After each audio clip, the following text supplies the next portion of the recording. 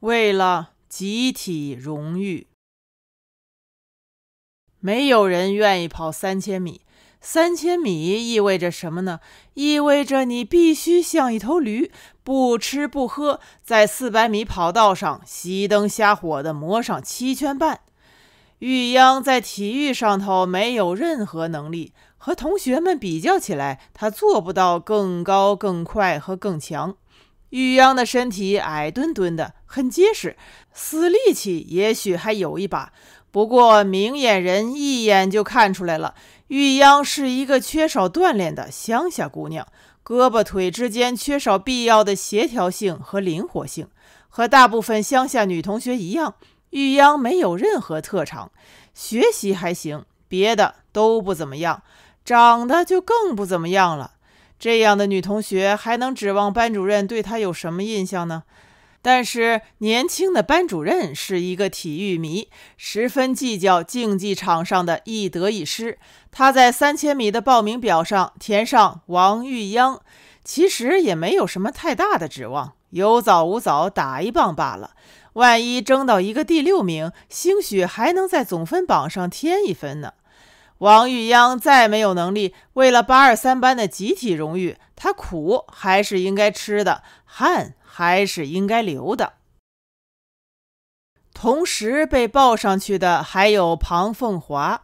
庞凤华冷笑笑，私下对玉央说：“看出来了吧，老师器重啊，总是把最光荣的任务交给我们，你可不要让人家失望。”庞凤华也是从乡下考上来的，是一座小镇，各方面的情况和王玉央差不多。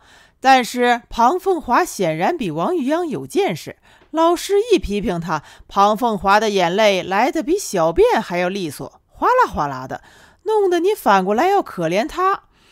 玉央看得出庞凤华骨子里头比他有胆量，他眼睛一挤一挤的，眼泪一把一把的，嘴里头却不乱，该说什么一字一句总是能说到点子上。这一点王玉央就比不上了。说到底，庞凤华还是比玉央自信，主要是好看一些，漂亮是说不上的。可是庞凤华有她的一套，玉央看出来了，庞凤华骨头缝里天生就有那么一股子的骚。王玉央走上跑道的时候非常怯场，一起跑就出了一个洋相，愣呛了。发令员喊过各就各位，发令枪居然响了，同学们都冲了出去，伸长了脖子，争先恐后，推推搡搡的。王玉央傻头傻脑的站在原地，还在等。800米以上的发令只有各就位，从来不喊预备。玉央哪里能知道，大伙儿冲出去了，发令员提着枪走到玉央的身边，和颜悦色的和他商量：“想好了没有？再想想。”发令员突然大声说：“还忘带跑位！”王玉央的第一步其实是下出去的，几乎跳了起来，看台上哄起了一阵笑。王玉央人是跑出去了，却羞得不像样子，而庞凤华已经冲出去5-6米了。庞凤华的举动出乎王玉央的意料。中午吃饭的时候，庞凤华拉着王玉央一起找过班主任。庞凤华的脸色相当苦，对班主任说：“他身上不方便，不能跑了。”年轻的班主任很不高兴，但女同学身上的事，他也不好掺和什么。庞凤华望着老师的脸，随即又表了一个态，说：“要不我坚持坚持看，拿不到好成绩，老师可不要怪我。”话说的又合情又合理。班主任点了点头，拍了拍庞凤华的肩膀，很赞赏。枪一响，庞凤华披马当先，哪里有半点不方便的模样。王玉央非常清楚地记得，庞凤华上一个星期刚刚逃了一节体育课，理由就是身上不方便。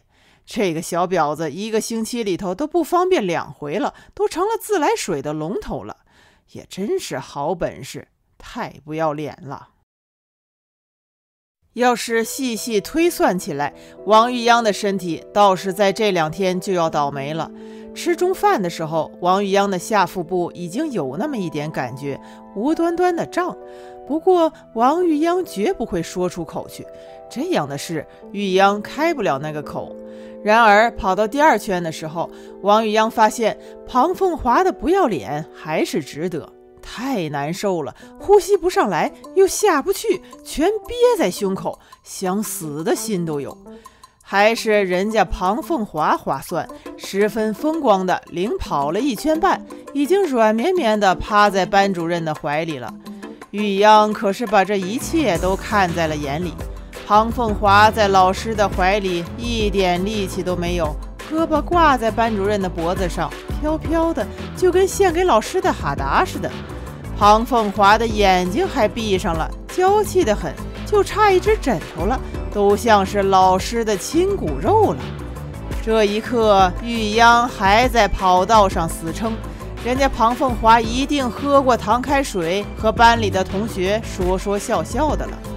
玉央不是不想在中途退下来，可是班主任正远远地站在水泥看台上，严厉地对着他吆喝。他的身子站得和标枪一样直，2条胳膊抱在胸前，面色严峻，正忧心忡忡地盯着自己。难受归难受，王玉央还是怕了。为了823班的集体荣誉，玉央必须撑着，坚持一步是一步。